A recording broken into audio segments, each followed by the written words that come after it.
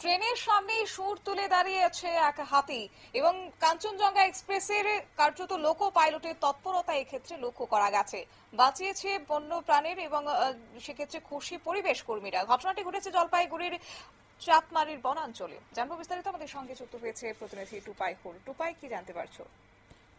দেখো, এই যে জঙ্গল পথ যেটা রয়েছে চাপড়ামারি অভয়ারণ্যের ভিতর দিয়ে, যেটা জলপাইগুড়ি জেলার মধ্যে পড়ে, সেখান দিয়ে এই রেলপথটি আসামের সাথে যোগাযোগ রক্ষা করে এবং এই ট্রেনটি কাঞ্চনজঙ্ঘা এক্সপ্রেস, যেটা নিউ জলপাইগুড়ি ছেড়ে আসামের উদ্দেশ্যে নিউ কুচবিহার জংশনের দিকে এগিয়ে যাচ্ছিল। সেই সময় চাপড়ামারি জঙ্গলে হঠাৎ লোকো পাইলট লক্ষ্য করে যে ট্র্যাকের উপরে হাতি উঠে আসছে।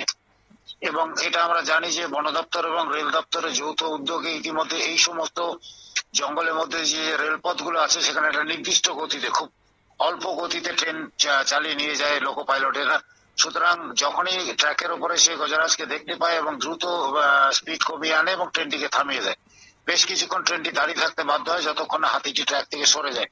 এই ঘটনা প্রায়ই ঘটে আসছে ডুয়ার্সে, এবং এর থেকে সবচেয়ে বড় কথা যেটা, যেহেতু গতি নিয়ন্ত্রণ করা হয়েছে এবং লোকো পাইলট যারা রয়েছেন তারা এই পথে যারা চলাচল করে বিভিন্ন ট্রেন, এক্সপ্রেস ট্রেন নিয়ে, তারাও যথেষ্ট সতর্ক থাকে বলেই কিন্তু এই বন্যপ্রাণ এখন রক্ষা পাচ্ছে। কেন, আমরা এর আগেও দেখেছি প্রচুর বন্যপ্রাণ, হাতি, বাইসন থেকে শুরু করে চিতা, বাঘ পর্যন্ত কিন্তু এই দ্রুত গতিতে চলা ট্রেনের ধাক্কায় মৃত্যু হয়েছিল, যেটা এই মুহূর্তে রক্ষা করা গেল। এবং বন্যপ্রাণকে বাঁচিয়ে রেখেই কিন্তু রেল যোগাযোগ ব্যবস্থা আজও সেখানে বহাল আছে।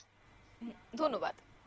অর্থাৎ চাপড়ামারির জঙ্গলের বুক চিরে ছুটেছিল একটি ট্রেন এবং তারপরে সেখানে হঠাৎ করেই সামনে এসে দাঁড়িয়ে যায় গজরাজ। এবং যদিও সেক্ষেত্রে লোকো পাইলটের তৎপরতা লক্ষ্য করা গেছে, তবে সামান্য দেরি বা ভুল সিদ্ধান্তে ঘটতে পারত বড় কোনো দুর্ঘটনা। তবে লোকো পাইলটের এই তৎপরতায় এই বন্য প্রাণের প্রাণ বাঁচিয়েছে। নিয়ে নিচ্ছে ছোট্ট একটি বিজ্ঞাপন বিরতির সঙ্গে থাকুন।